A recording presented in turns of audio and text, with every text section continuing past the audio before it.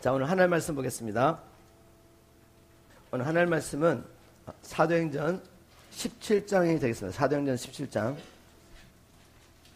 요절 말씀으로 사도행전 17장 1절과 2절 말씀을 제가 한번 읽어보도록 하겠습니다. 사도행전 17장 1절과 2절 말씀. 저희가 암비볼리와 아볼로니아로 다녀가 데살로니가에 이르니 거기 유대인의 회당이 있는지라.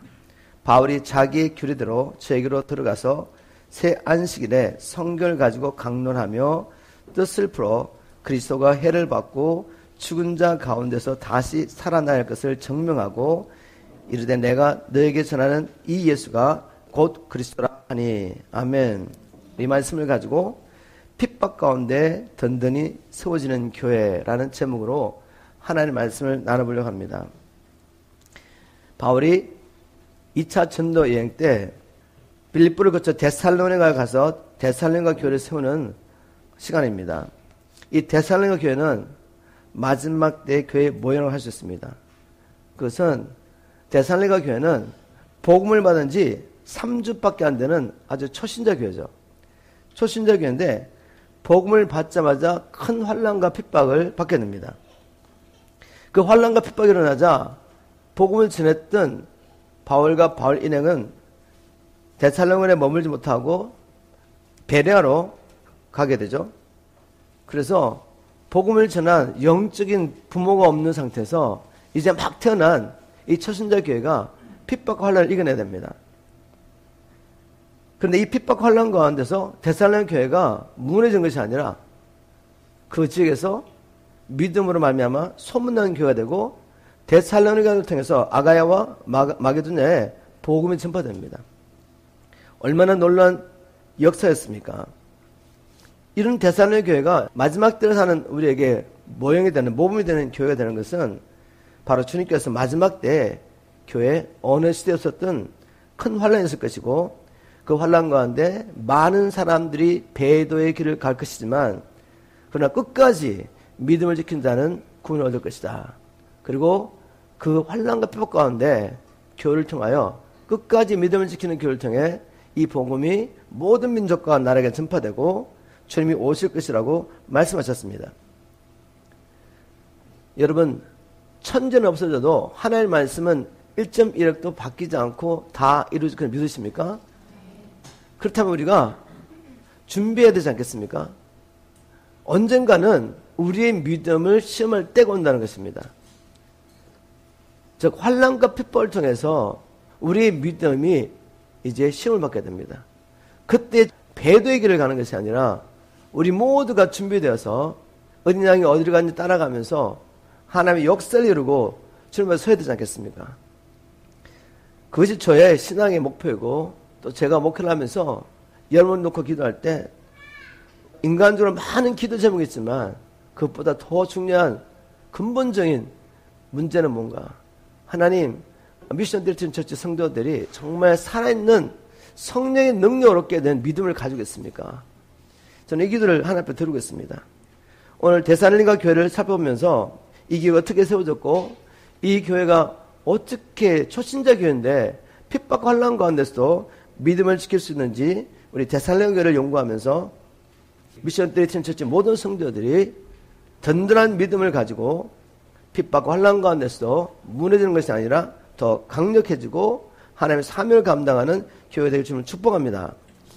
자, 데살로니가 교회 어떻게 세워졌습니까? 사도행전 17장 1절 2절 제가 조금 전에 어떤 말씀을 보니까 바울과 바울 일행이 복음을 들고 자기의 규례대로 즉 습관대로 어디 갔습니까? 회당으로 저에게 들어가서라는 말씀이 있습니다. 교회가 세워지려면 하나님의 번호를 받은 자들이 복음을 들고 복음이 필요한 자들에게 들어가야 합니다. 복음을 들고 들어가셔야 돼요. 여러분 물고기를 잡아야 되는데 배만 준비하고 거물만 준비하고 그렇게 앉았으면 되겠습니까? 물고기를 잡으려면 바다로 나가야죠. 그죠? 만일 우리가 특공대 요원이라면 포로가 된 우리의 동료 전우를 구원하려면 어떻게 됩니까? 우리가 적진으로 들어가야 됩니다. 마찬가지로 하나님께서 우리를 이 땅에 두시고 교회를 세우신 목적은 뭔가 하면 이 복음을 들고 가라고 우리를 불러주신 거죠. 가지 않으면 아무 일도 일어나지 않습니다. 우리가 매주 예배를 드리고 또 예배 가운데 계속해서 복음을 선포하고 하나님께서 세상과 너를 불러주시고 구원하신 목적이 뭔가 늘 선포하고 이 말씀을 대로 살기 위해서 우리가 또 경건을 훈련하고 복음반, 창세기반, 성경 공부도 하고 이 모든 준비를 하는 이유가 무엇이겠습니까? 결국 말씀 살아라고 하는 거 아니겠어요? 이제 들고 가셔야 돼요. 그런데 마귀는 끊임없이 이런저런 이유를 생각나게 하며 세상 일에 묶이게 하죠. 언제까지 그렇게 사시겠습니까? 이제 주님 오시면 우리 각자가 하나님 앞에 회개, 보고했던 보고. 내가 복음을 받고 하나님의 큰 사랑 은혜를 받은 내가 어떻게 살았냐에 대해서 주님 앞에 보고해야 합니다. 우리가 다 하나님의 그리스도의 심판대 앞에 서게 되는 거죠. 이걸 정말 믿으시냐 그죠? 우리가 만약 이것을 믿는다면 과연 우리가 오늘도 바빠, 오늘도 피곤해, 경건한 사람이 되도록 훈련하고 했는데 훈련하지 않고 너무 피곤하게 힘드니까 이제 세상 것을 바라보고 그것으로 위로받으려고 하고 이런 생활 패턴을 우리 깨트려야 됩니다. 왜? 하나님 말씀은 진리고 이 말씀대로 하나님이 심판하실 것이기 때문에 하나님 우리를 불러주시고 세상을 구원하신 목적은 가서 복음 전하라고. 주님께서 제자들 앞에서 기도할 때 아버지께서 나를 이 세상에 보내신 것처럼 나도 저들을 보냈습니다.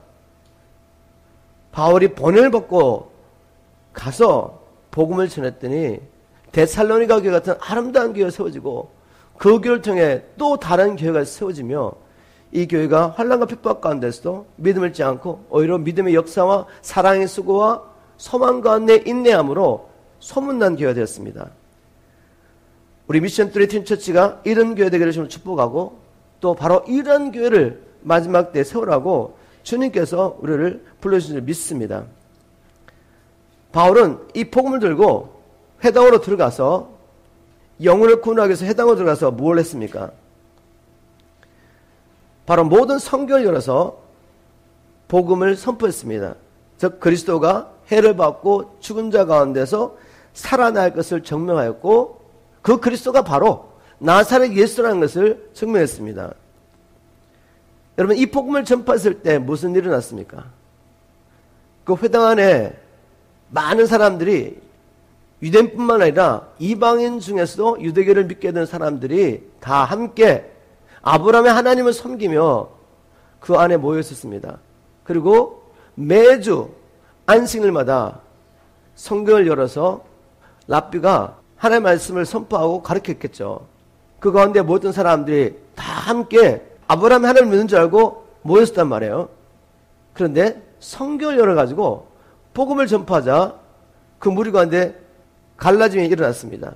믿고 주님을 쫓아오는 자가 있는가 하면 복음을 대적하는 자가 일어난 거죠. 제가 이런 질문을 해봤습니다. 주님, 아니 성경을 열어가지고 매 안식일마다 설교자가 성경을 선포하고 가르쳤는데 왜 그런 일이 일어나지 않다가 바울이 가서 성경을 열었는데 그리고 가르쳤는데 그런 일이 일어났습니까? 그러면 이유가 뭔지 아십니까? 주일마다 수많은 교회에서 성경을 열어서 가르치겠죠. 그죠? 그런데 무엇을 가르치냐가 그렇게 중요한 것입니다. 성경을 주신 목적이 뭔가를 알고 그 의도에 따라 성경을 가르치느냐 아니면 이걸 다른 것을 가르치는 따라서 역사가 다르게 나타나는 거죠. 성경을 주신 목적은 하나님께서 우리에게 구원의 길을 보여주려고 주신 것입니다. 우리는 성경을 통해 가지고 많은 것을 발견할 수 있습니다. 도덕도 살면서 어떻게 살아야 되는지 이 성경을 통해 찾을 수도 있고 또 신령한 영적인 세계의 실체에 대해서 우리가 배울 수도 있죠. 여기서 그리고 이 세상 어떻게 성공적으로 살 수 있는지 배울 수 있습니다. 그리고 원만한 인간관계 어떻게 할 수 있느냐 다 배울 수 있어요. 물론 그런 것도 우리가 알 수 있지만 그러나 성경 주신 목적은 그게 아니죠. 이 세상에 승부하는 비결을 보여주려고 성경 준 거 아니잖아요. 그죠? 성경 주신 목적은 하나님을 우리에게 계시하기 위한 것입니다. 하나님이 누구신지 알아야지 나를 알 수가 있죠. 성경이 없다면, 하나님이 성경을 주지 않았다면 우리는 하늘과 땅과 우주에 충만한 모든 피조물의 근원을 알 수가 없습니다. 어떻게 이 피조물들이 이렇게 존재하는지 알 수가 없단 말이에요. 그러나 성경 분명히 말씀하고 있죠. 태초에 하나님이 천지를 창조하시니라. 그 창조의 목적도 분명히 말하고 있습니다. 하나님 사람을 사랑하셔서 사람을 위해서 천지 만물을 창조한 게 아니죠. 하나님이 자기를 위해서 천지 만물을 창조하셨습니다. 근데 그 말 듣고 마음에 안 들어. 왜 하나님이 자기를 위해서 모든 만물을 창조하셔? 너무 이기적이야. 이런 생각이 들으신다면 빨리 물리치세요. 그래서 마귀가 준 생각입니다. 모든 피조물은 창조자 하나님의 뜻을 따라 존재할 때만 진정한 존재 가치가 있고 행복이 있고 무엇보다도 생명이 있습니다. 그러나 존재 가치를 벗어나는 그 순간부터 모든 피조물은 불행하게 되고 결국 죽게 됩니다. 왜? 그 일을 위해서 지음을 받은 게 아니기 때문에. 이것을 알려주는 게 성경이라는 거죠. 하나님은 자기를 위하여 하늘과 땅에 충만한 하나님 나라를 자기가 창조한 피조물을 통해 이루시려고 만물을 창조하셨습니다. 그리고 모든 만물이 하나님의 영광과 능력을 드러내면서 하나님의 뜻대로 존재할 때 하나님의 영광을 받을 뿐만 아니라 바로 그곳에 하나님의 나라가 임하는 것입니다. 하나님 나라는 죽음이 없습니다. 고통이 없습니다. 갈등이 없어요. 질병이 없습니다.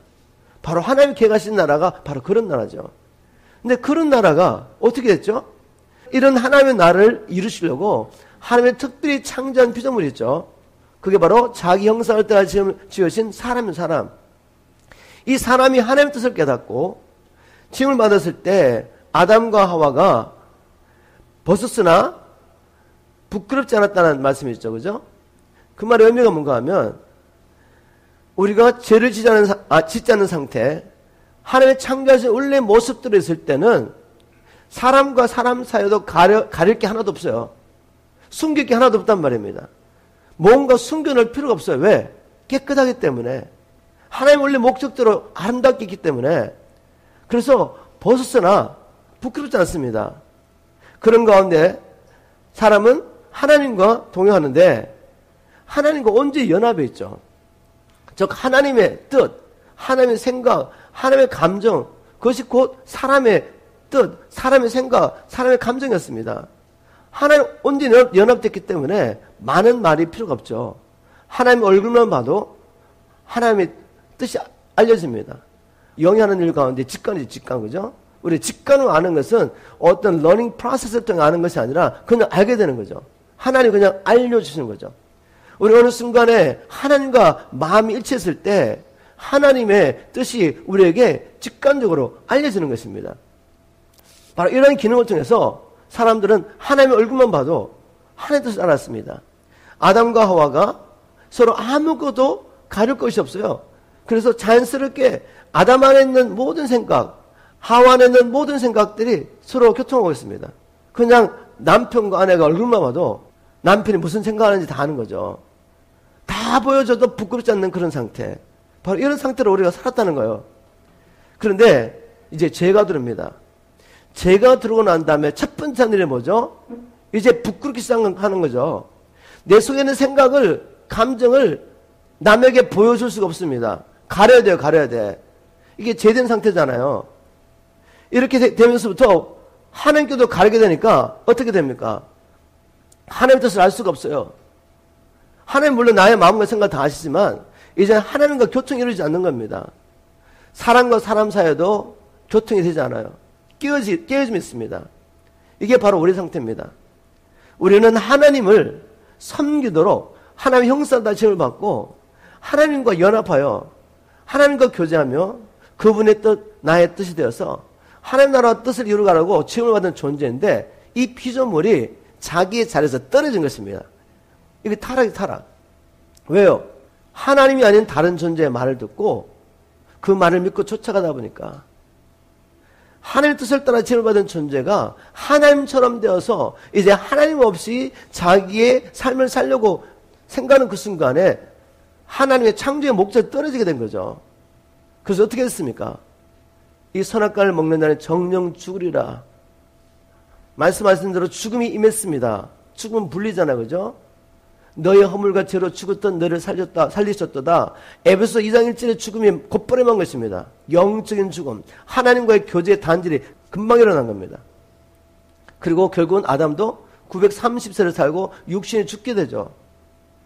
만약 아담과 하와가 하나님께서 이 죄인을 용서하시고 구원하시는 하나님의 의에 대해서 알지 못하고 믿지 못했다면 그들은 이제 영원한 죽음을 경험하게 됩니다. 즉 하나님의 존재와 완전히 분리되어서 영원한 하나님의 형벌을 받게 되는 거죠. 이것이 바로 우리 모두의 운명이었습니다. 하나님께서 이것을 알려주려고 성경을 기록한 거죠. 왜 사람이 사망과 흑암의 그늘에 앉으며 고통과 질병과 관계 깨어짐과 불행 가운데 살다가 죽어야 하는지 그 이유를 성경만이 분명히 알려주고 계십니다. 그것은 지존자의 말씀을 거역하고 하나님의 뜻을 거역하기 때문에 하나님의 말씀, 우리를 향하신 창조의 뜻을 버리고 내 뜻을 따라 살고 있기 때문에 모든 불행과 저주와 질병과 결국은 사망과 파멸과 영원한 죽음이 인간에 오게 되는데 이것을 알려주는 다른 경전이 있나요, 여러분? 성경밖에 없습니다. 이걸 알려주고 그냥 절망 가운데 살려고 알려주시느냐? 아니죠. 우리에게 소망을 주시려고. 어떤 소망? 너희들이 나를 떠나서 이렇게 죽게 됐지만 나는 너희를 사랑하여 또 나의 뜻을 이루기 위해서 창세전에 너희를 구원할 계획을 나는 이미 가지고 있다. 어린 양 예수를 준비했다는 것입니다. 죄인이 어떻게 죄 용서를 받고 다시 하나님께 돌아와 하나님과 연합하여 하나님의 원래 창조의 목적대로 살 수 있는지를 보여주려고 성경을 줬잖아요. 우리는 모일 때마다 이 하나님의 말씀을 선포해야 합니다. 이게 복음이죠. 이게 지식으로 한번 알아준다고 해서 사라집니까? 이게 한번 믿어졌다고 그래가지고 주님 오시는 그날까지 사라지던가요?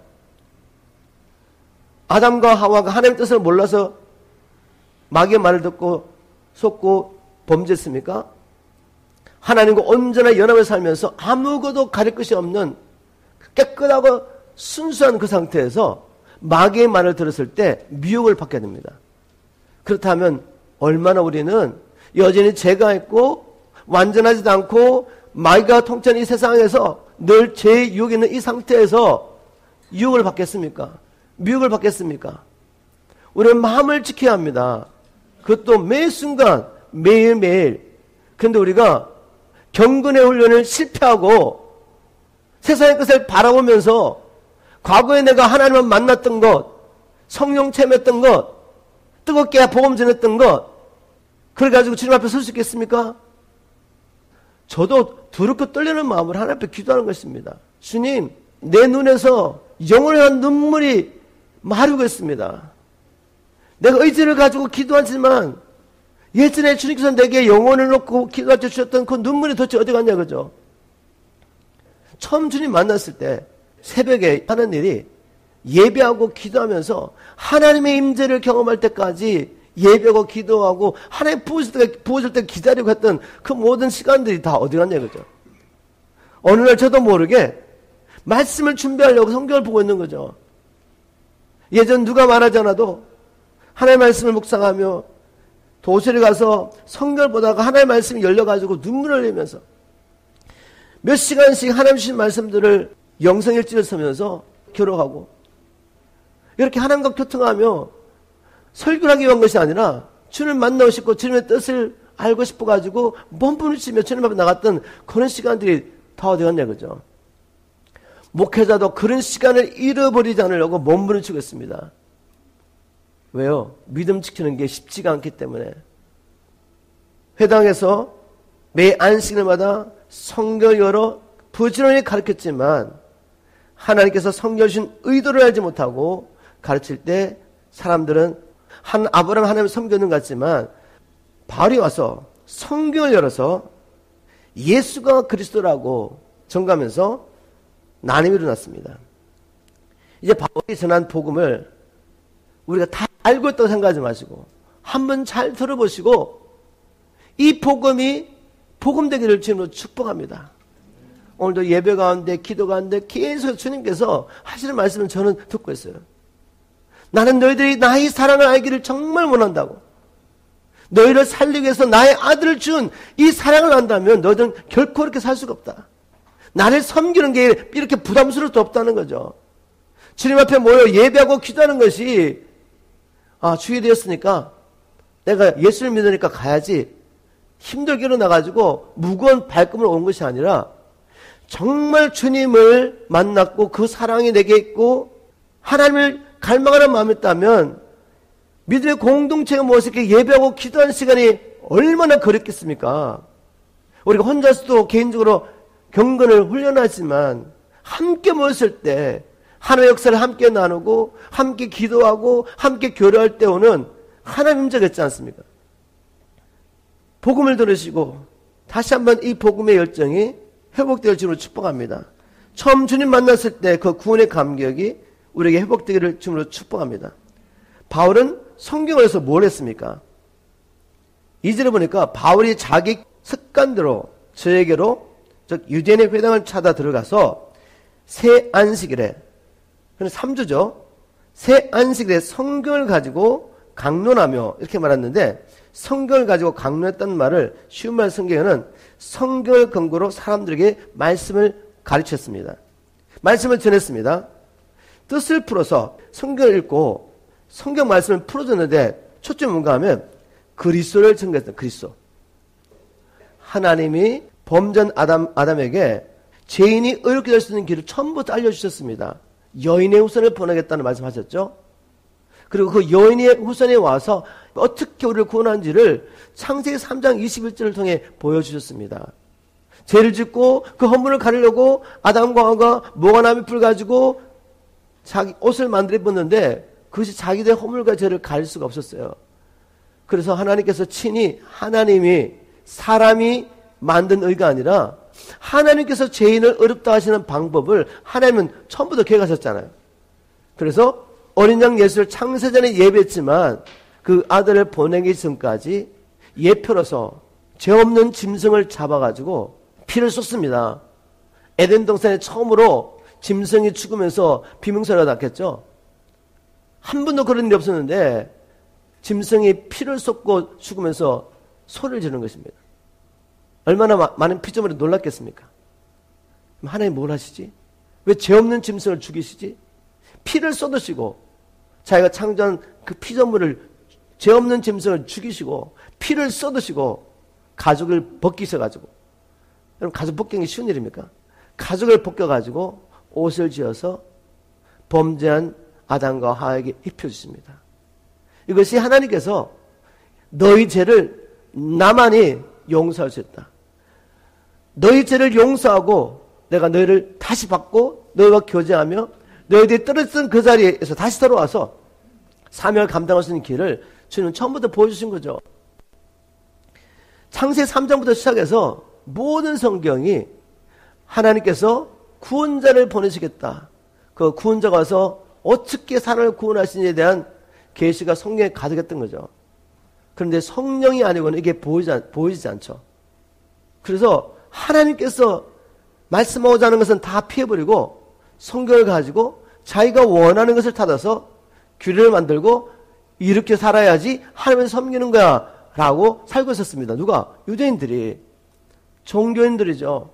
겉으로는 다 하나님을 섬기는 열심히 있는 것 같지만 영적으로 보면 사단의 회입니다. 사단의 모임이죠. 근데 더 무서운 사단의 회죠. 그냥 대놓고 사단을 숭배한다 그러면 뭐 드러나기도 하지만 아브라함과 이삭과 야곱이 하나님을 섬기는 사람처럼 보이잖아요. 열방 가운데 택함을 받아서 살아계신 하나님을 섬기는 모임처럼 보이는데 사실은 더 무서운 마귀의 도구가 된 거죠. 왜? 성경을 열어서 그리스도를 선포하지 않았기 때문에. 바울은 성경을 열어서 하나님의 구원자를 선포합니다. 그 구원자는 메시아는 그리스도는 반드시 해를 받고 고난을 받고 죽어야 합니다. 왜 죽어야 합니까? 죄의 삭은 사망이기 때문에.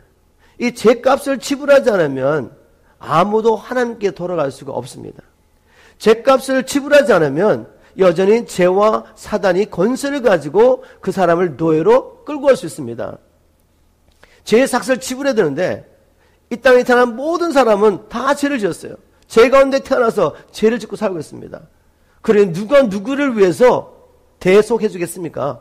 대신 값을 지불할 사람이 아무도 없는 것입니다. 하나님의 택하신 방법은 천지 만물을 창조하신 하나님의 아들 예수 그리스도를 혈과 육을 가진 인간의 몸으로 보내십니다. 누구를 위하여? 저와 여러분, 먼지 같은 저와 여러분, 하나님 알지 못하고 교만해가지고 살고 있는 하나님을 대적하는 죄인 원수를 살리시려고 자기 아들 혈과 육을 가진 몸으로 보내셨단 말이에요. 이게 복음 기쁜 소식입니다. 사람이 자기의 지혜는 이해할 수도 없고 유대인들까지도 이해를 들으면서 비웃었단 말입니다. 미련하게 보이는 거죠. 어떻게 그 말이 되냐? 하나님이 혈과 육을 가진 인간의 피조물을 오셔서 그것도 죄인들에서 죽으시고 그것을 믿을 때 죄 용서를 받고 우리 하나님의 의롭다를 받는다고? 어떻게 그런 일이 있을 수 있냐? 사람들의 보기에는 어리석은 이야기죠. 미련하게 보이죠. 지혜가 없는 것처럼 보이죠. 그러나 구원받는 우리에게는 이 십자가가 능력인 줄 믿으시기 바랍니다. 우리를 실제적으로 죄의 권세에서 구원하고 사단의 권세에서 구원하여서 하나님께 나갈 수 있도록 우리에게 의를 주는 복음인 줄 믿으시기 바랍니다. 실제로 하나님께 나가게 되고 하나님과 교통이 이루어지게 되고 하나님의 사랑에 경험되어지고 나에게서 성령을 통해서 그 창조자 하나님을 아버지라고 부를 수 있게 되는 거죠. 우리 예수님은 그리스도는 반드시 고난을 받고 죽어야 합니다. 그래서 그 죽음을 통하여 우리가 지불하지 못했던 죄값이 지불됩니다. 그것을 증거하고 난 후에 그냥 죽음으로 끝나는 것이 아니라 그리스도가 해를 받고 죽은 자 가운데서 다시 살아날 것을 증명했습니다. 왜 살아나야 되느냐? 먼저 이것들 이 말씀을 전하고 난 다음에 제가 풀고 가겠습니다. 이렇게 그리스도가 해를 받고 죽은 자 가운데서 다시 살아날 것을 무엇을 통해? 성경을 통해 증명했습니다. 이제까지 누구도 그 회당에서 성경을 열어가지고 하나님의 의도대로 그리스도가 해를 받고 죽어야 되고 부활해야 되는 사실을 아무도 말하지 않았어요. 그런데 바울이 그 회당에서 처음으로 성경을 열어서 그리스도가 죽고 죽은 가운데서 부활할 것을 말하고 그 그리스도가 바로 나사렛 예수라고 선포한 겁니다. 나사렛 예수. 예수가 그리스도라고 선포했습니다. 왜 그리스도는 우리의 죄를 위해서 죽을 뿐만 아니라 또한 죽은 가운데서 살아나야 합니까? 첫 번째, 그리스도가 부활해야 되는 이유는 바로 예수가 부활하지 않으면 우리는 하나님 앞에 의롭다함을 받을 수 없기 때문에 그렇습니다. 한번 이렇게 생각해 보십시오. 대제사장은 예수 그리스도의 모형인데 1년에 한 번씩 백성의 자기 죄 그리고 백성의 죄를 위하여 피를 가지고 지성소로 들어갑니다. 그리고 뿌리게 되죠. 속죄소 위에. 그 밑에 뭐가 있습니까? 법궤가 있잖아요. 하나님의 말씀대로 하면 다 죽어야 되는 거죠. 그런데 죄인이 용서받을 수 있는 길을 보여주려고 하나님께서 이 제사제도를 보여주면서 1년에 한 번씩 대제사장이 피를 가지고 들어와서 그 속죄소에다가 피를 뿌립니다. 피를 뿌리고 난 다음에 하나님이 그래 내가 너의 죄들을 용서했다라고 피를 받으시고 의롭다함을 받지 못하면 어떻게 됩니까? 그 지성산에 죽어버려요. 지성산에서 죽습니다. 대제사장이 피를 뿌리고 살아서 나왔다는 건 뭐죠? 하나님이 이 피를 받으시고 자기의 공의를 충족시키시고 이제 우리의 죄를 용서했기 때문에 우리가 이제 죄 없는 사람처럼 어인처럼 됐다는 선포가 대제사장이 살아서 나오는 겁니다. 맞습니까? 그런 의미에서 예수님이 우리의 죄를 자기의 피를 가지고 속죄하셨습니다. 자기의 죽음을 통해서 죄값을 지불하신 거죠. 아버지께서 이 피를 온전히 받으셨고 이제는 우리를 용서하고 우리가 죄인이 아니라 이제는 의인이 됐다는 증거가 뭐죠? 예수님이 부활한 사건입니다. 예수님이 부활하지 않았다는 것은 즉 여전히 죄의 권세, 사망의 권세 잡은 마귀가 예수님을 붙잡고 있다는 말입니다. 사망이 지금 여전히 왕노릇하는 거 아니겠어요? 예수님이 부활하지 않았다면 그 말은 예수 안에서 우리도 여전히 예수님의 피가 온전하지 못해서 우리가 여전히 죽어 있다는 것은 사망의 권세가 있다는 겁니다. 예수님은 반드시 부활해야 됩니다. 예수님의 피는 온전합니다. 예수님의 피는 하나님의 공의를 충족시키기에 충분합니다. 하나님의 공의는 이렇게 말합니다. 하나님의 공의는 나는 형벌받을 자를 결단코 면제할 수 없다. 그런데 하나님의 사랑은 뭐죠? 하나님은 세상을 사랑하셔서 자기의 공의를 자기 아들을 통해서 충족시키시고 자기가 사랑하시는 자기의 백성들을 구원하시는 것입니다. 그래서 바울은 로마서에서 이렇게 말했죠. 로마서 4장 25절 예수께서는 우리의 죄 때문에 죽음을 당하셨으며 또한 우리를 하나님 앞에서 의롭게 하시려고 다시 살아나셨습니다. 이 말씀 이해가 되시죠? 죽으심을 통하여 우리의 죄값을 지불하고 부활하심을 통해서 그분의 피가 우리의 죄를 온전히 씻기에 온전하였다. 하나님의 공의를 충분히 충족시켰었다. 그래서 이제는 우리가 죄 없는 사람처럼 의롭게 됐다는 거죠. 그렇기 때문에 죄의 세력이 또 사망의 권세 잡은 마귀가 더 이상 우리를 주관하지 못하는 증거로서 주님이 사망의 권세를 깨뜨리시고 부활하신 겁니다. 그래서 우리가 의롭다는 걸 증명했습니다. 예수는 죽으실 뿐만 아니라 우리를 위해서 살아나셔야 합니다. 믿습니까? 예수님의 부활은 또 다른 것을 증거하고 있습니다. 우리가 의롭다함을 증거할 뿐만 아니라 이제는 그분의 부활을 통하여 그분이 하나님의 아들 되심을 능력으로 확증하신 것입니다. 아멘? 그게 로마서 1장 4절에 나오죠. 예수님께서는 자기의 능력으로 부활하신 말미암아 하나님의 아들 되심을 확증하셨습니다. 그분이 하나님의 아들심을 선포했다면 이제 그것을 믿는 우리가 어떻게 되겠습니까? 예수님을 하나님으로 왕으로 주님으로 섬겨야죠. 예수님은 우리를 죄와 사단의 권세에서 또 장차 하나님의 진노에서 구원하실 구주이실 뿐만 아니라 또한 그분은 죽음 가운데 부활하심으로 능력으로 하나님의 아들이심을 증명했기 때문에 우리가 영원히 섬겨야 할 하나님 왕 임금이신 걸 믿으시기 바랍니다. 이게 왜 이렇게 중요합니까? 왜 이걸 우리가 강조하죠?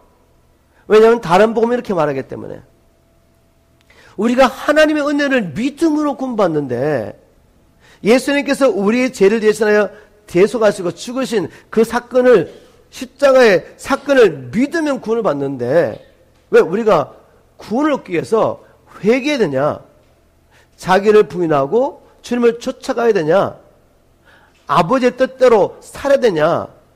이런 이야기 하지 않습니까? 만약 우리가 구원을 얻기 위해서 회개해야 된다? 자기를 부인하고 십자가를 지고 주님을 쫓아가야 된다?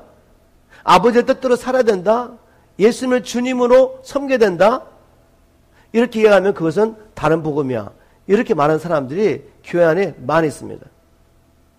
그럴듯한 이야기 같지만 여러분 구원의 목적을 성경 말씀을 통해 살펴본다면 이런 말은 말도 안 되는 이야기입니다.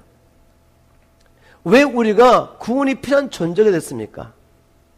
지음을 받은 피조물이 창조자 하나님을 하나님으로 인정하고 우리 임금 왕으로 인정하고 그분을 믿고 순종할 때는 천국이었죠. 그죠? 그런데 하나님의 왕 되심을 거부하고 내가 내 인생의 주인이 돼서 왕이 돼서 살면서부터 구원이 필요한 존재가 된 거죠.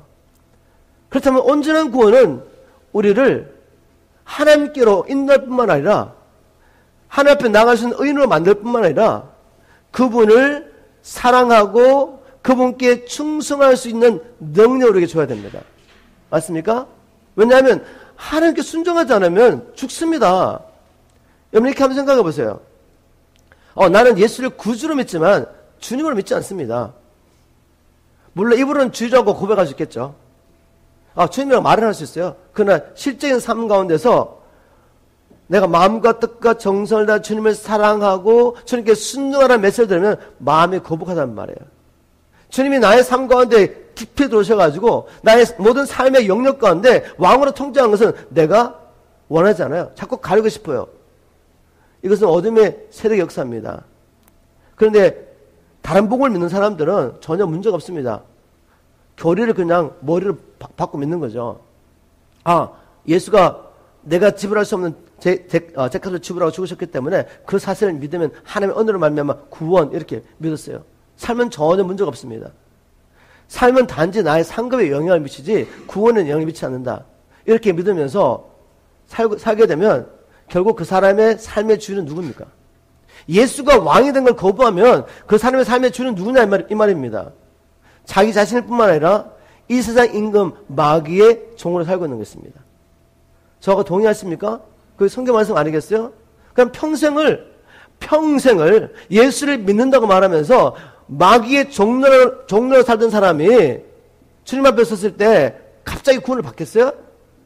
평생을 하나님을 대적하고 살았는데 세상을 사랑하고 자기를 사랑하고 그것은 성경이 말하는 복음이 아니에요. 성경이 말하는 복음은 우리를 원래 창조됐던 그 상태로 회복해야 됩니다. 그런데 제가 보기에는 원래 창조된 상태보다 더 놀랍게 회복하셨죠. 왜냐하면 범죄하기 전에 아담은 구원의恩초라는 걸 몰라요. 구원의恩초. 그러나 범죄한 후에 하나님의 은혜로 구원을 받은 우리는 죄사함의 은총이라는 것을 알고 있습니다. 나 같은 죄인 먼지보다 못한 나를 살리려고 하나님이 자기 독생자를 화목제물로 주시다니 이게 성령의 계실 때 깨달아지면 사람이 바뀌게 됩니다. 하나님의 사랑이 실체가 되면 하나님을 사랑하기 때문에 순종하게 되는 것입니다. 예수님께서 그렇게 말씀하셨잖아요. 나를 사랑하는 자는 내 계명을 지키게 된다. 그래서 하나님께서는 결국 사람으로 하여금 하나님을 절대적으로 신뢰하고 사랑함으로 순종할 수 있도록 우리에게 복음을 주신 줄 믿으시기 바랍니다. 이 하나님의 은혜와 사랑은 사람을 변화시키고 이 사랑에 붙잡혀서 이 은혜에 붙잡혀서 바울은 생명도 아끼지 않고 복음을 알지 못하는 모든 사람들에게 빚진 자처럼 여기며 살았다는 것입니다. 내게 힘들게 하고 어렵게 하는 사람들도 하나님의 관점으로 바라보면 마귀에 붙잡혀 고통당하는 영혼으로 보이는 거죠. 천하보다 귀한 영혼으로 보이는 것입니다. 그래서 어떻게 합니까? 주님 앞에 하나의 마음으로 기도하게 되죠. 기도할 때 주님께서 복음의 문을 열어주시고 그 사람을 통해 그 영혼을 구원하는 역사를 이루어가시는 것입니다.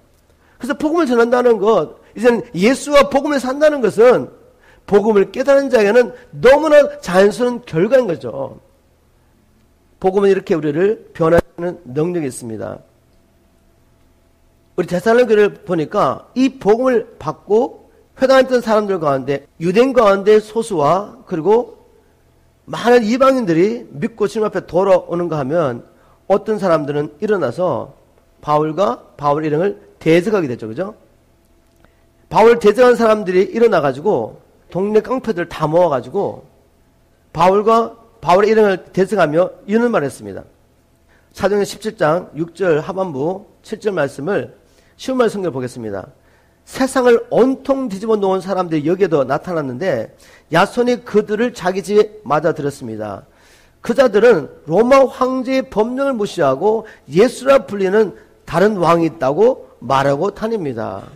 지금 이들이 바울과 바울의 일행을 대적하면서 그 데살로니가 사람들을 선동하면서 자기 편을 만들면서 지금 하는 이야기 가운데 뭐가 있죠? 이들이 로마 황제의 법령을 무시하고 예수라 불리는 다른 왕이 있다고 말했습니다. 그래서 그일로 말미암아 핍박이 일어나자 이제 믿는 자들 신자들이 바울과 바울 일행을 내보냅니다. 그럼 누가 남죠? 이제 3주 만에 복음을 받아들인 초신자 교회, 데살로니가 교회 성도만 달랑 남는 거죠. 그런데 이 초신자 교회가 어떻게 핍박과 환난을 이겨내면서 교회가 없어진 게 아니라 소문난 교회가 된다고 해요. 믿음의 역사와 사랑의 수고와 소망의 인내 가운데 소문난 교회가 됩니다. 이제 그것을 오늘 나눠보도록 하겠습니다. 우리가 바로 이러한 교회가 되어야 합니다. 사도행전은 잘 나타나지 않지만 데살로니가 전서에 보면 어떻게 데살로니가 교회가 이렇게 든든히 설 수 있는지 우리가 그 이유를 알 수가 있습니다. 제가 데살로니가전서 1장 4절 5절을 쉬운말 성경을 한번 읽어보겠습니다. 하나님의 사랑을 받은 형제들이여, 우리는 여러분이 하나님께 택하심을 받았다는 사실을 알고 있습니다. 그러기에 우리가 전한 복음이 여러분에게 단지 말로서만 아니라 능력으로, 성령으로, 큰 확신으로 여러분에게 깊숙이 닿았던 것입니다. 이게 열쇠입니다. 환난과 핍박 가운데서도 흔들리지 않고 설 수 있는 교회, 그냥 복음을 사람의 말로만 받으면 안 돼요. 복음을 교리적으로만 알고 있으면 그러한 믿음도 믿음으로 말할 수 있겠죠. 나 믿습니다.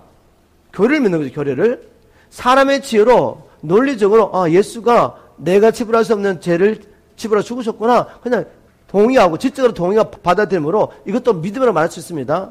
근데 이러한 믿음은 뭐죠? 죽은 믿음이에요. 죽은 믿음은 역사가 없습니다. 죽은 자는 역사할 수 없잖아요. 죽은 자를 통해 어떤 일도 아무도 일어나지 않습니다.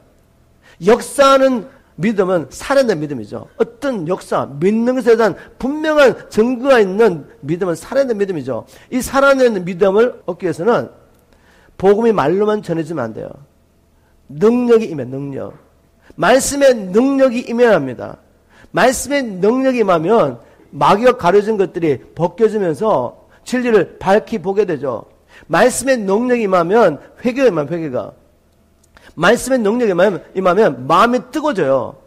말씀의 능력이 임하면 사람들이 예수를 믿고 하나님 앞에 생명을 들고 나가게 됩니다.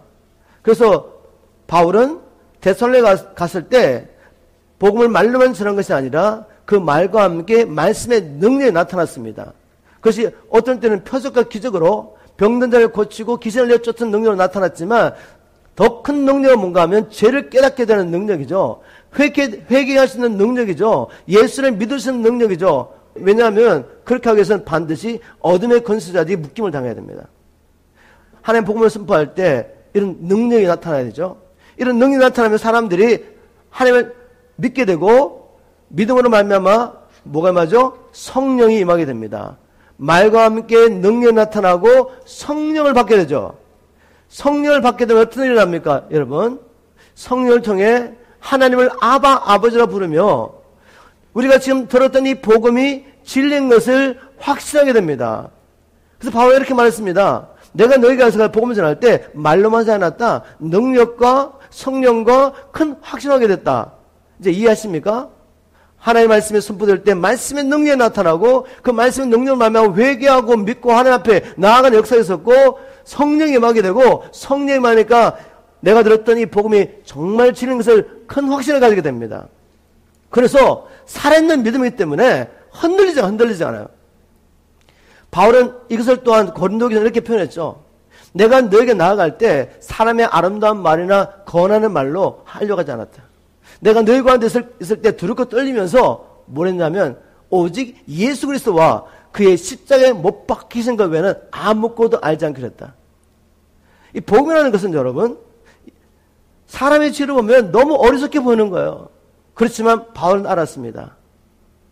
모든 성경을 열어서 사람들을 보기에는 어리석게 보이고 너무나 단순하게 보이지만 이 복음을 증거할 때 성령님이 역사하십니다. 그래서 바울이 이렇게 말하죠. 내가 너에게 나가서 복음을 전할 때 사람의 지혜로 하지 않는 것은 너희의 믿음이 사람의 지혜에 있지 않고 성령의 나타남과 능력 있게 하려 함이라. 그 말은 사람들이 얼마나 성경을 가지고 이야기하면서 사람의 지혜로 사람을 설득할 수 있다는 거죠. 그래서 믿을 수 있습니다. 그런 믿음은 성령을 통해 온 것이 아니기 때문에 그런 믿음은 그냥 교리를 받고 인정하지만 복음의 능력 나타나지 않습니다. 복음의 능력이 실제로 나타나서 죄와 사단의 권세를 이기고 내가 복음을 살아내는 데까지 가려면 성령님을 통해서 성령의 계시를 통해 복음을 깨닫게 되면 죄를 깨닫고 진정으로 회개하고 하나님 앞에 나아가면 성령의 능력으로 임한 믿음은 역사가 있습니다. 내가 믿는 것에 대한 역사가 있단 말이죠. 저와 여러분이 성령님을 통해서 이 복음을 깊이 깨닫게 되길 주님으로 축복합니다. 그냥 안다고 생각하지 마시고 살아내지 못하겠다 하면은 날마다 여러분이 뭘 구해야 되겠습니까? 에베소 교회 성도를 위해서 바울이 기도했던 것처럼 주님, 지혜와 계시의 영을 주셔서 저들이 하나님을 더 알게 되도록 기도하셔야 돼요. 그들의 눈을 열어서, 마음의 눈을 열어서 하나님이 왜 저들을 불러주셨는지, 부른 자들에게 약속하신 하나님 나라의 기업이 어떤 살게 도와주시고, 그들이 이 땅에 사는 동안에 하나님이 그들에게 주신 이 사명을 감당할 수 있도록 이미 베푸신 능력이 얼마나 큰 것을 알게 해주십시오 라고 계속 기도한 거죠. 그리고 나중에는 바울이 뭘 기도하죠? 모든 성도들과 함께 지식에 넘치는 그리스도의 사랑을 알아, 하나님의 사랑의 길이와 넓이와 높이와 깊이가 어떠함을 알아, 하나님의 모든 충만하신 것으로 너희가 충만하기를 원하노라, 이 기도를 했던 거죠.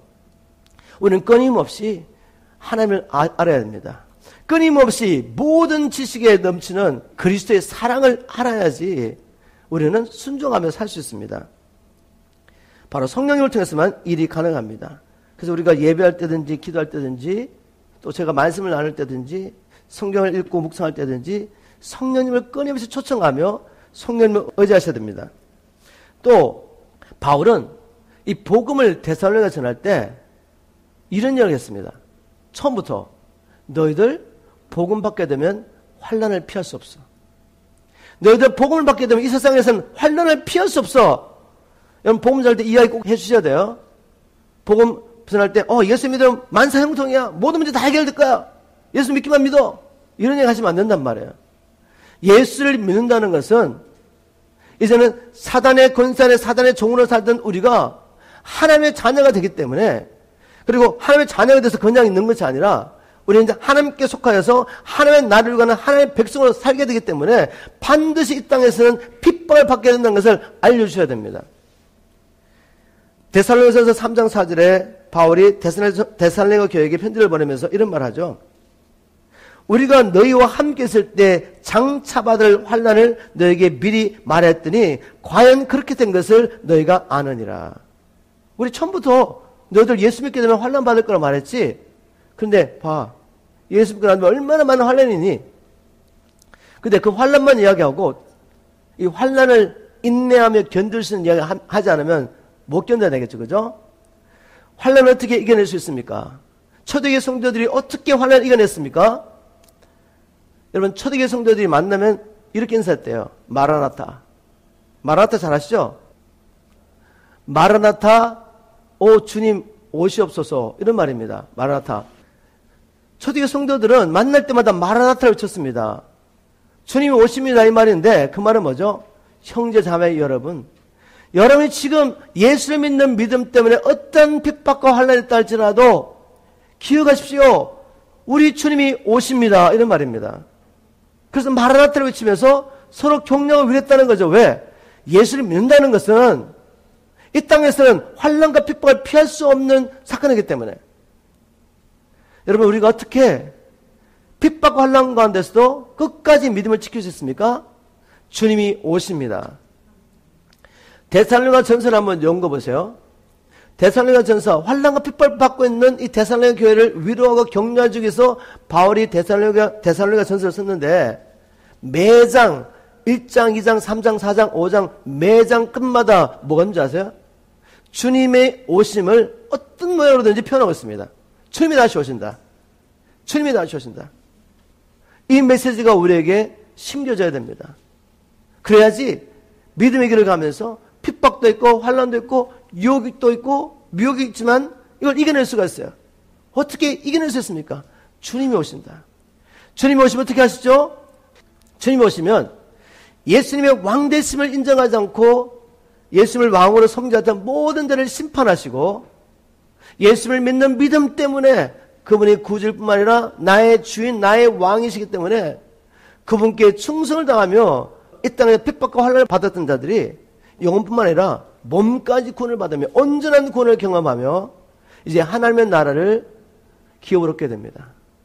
바로 이 소망 때문에 초대교회 성도들은 핍박과 환난이 있고 믿음 때문에 모든 것을 잃어버리게 되고 사랑하는 친족과 가족들 가운데서도 벌을 받게 되고 감옥에 끌려가기도 하고 목뱀을 당하기도 했지만 그들은 끝까지 믿음을 지킬 수 있었습니다.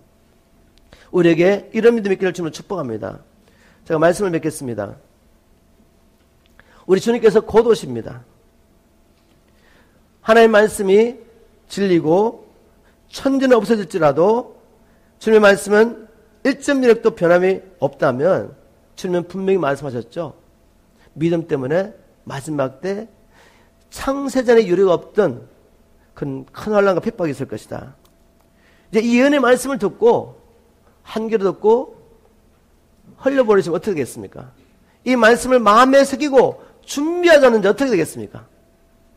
지금 태풍이 오고 있습니다. 준비하십시오. 라고 막 어나운스를 했단 말이에요. 지금 쓰나미가 오고 있습니다. 빨리 산을 올라가십시오. 그렇지 않으면 다 죽습니다. 이 경고의 말을 듣고 모든 걸 다 버리고 살기 위해서 산으로 뛰어 올라가면 살잖아요. 그런데 이걸 다 버리고 가기 너무 억울해. 아까워. 주섬주섬 챙기다 하면 어떻게 되겠습니까? 쓰나미 와서 다 죽는 거죠. 하나님이 지금 환란이 오고 있습니다. 핍박이 오고 있습니다. 그러나 이것은 우리를 무너뜨리게 오는 것이 아니라 성도를 정결케 하고 정결케 된 성도들이 이제는 하나님 나라를 구하면서 생명 바쳐 복음과 거리에서 삶으로 말미암아 성령의 권능이 임하고 마지막 추수가 이루어지고 주님의 길을 예비하기 위해서 주시는 환난과 핍박인 거죠. 그러나 이것을 견뎌내기 위해서는 우리가 믿음의 준비를 해야 됩니다.